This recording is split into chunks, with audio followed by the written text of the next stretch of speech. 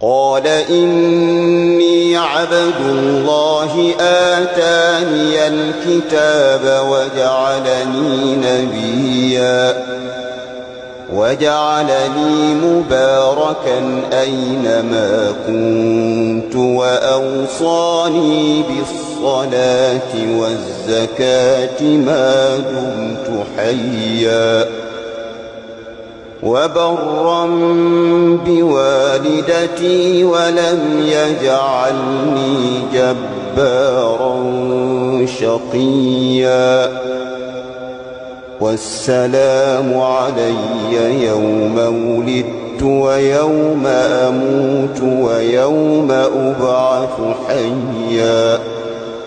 ذلك عيسى ابن مريم قول الحق الذي فيه يمترون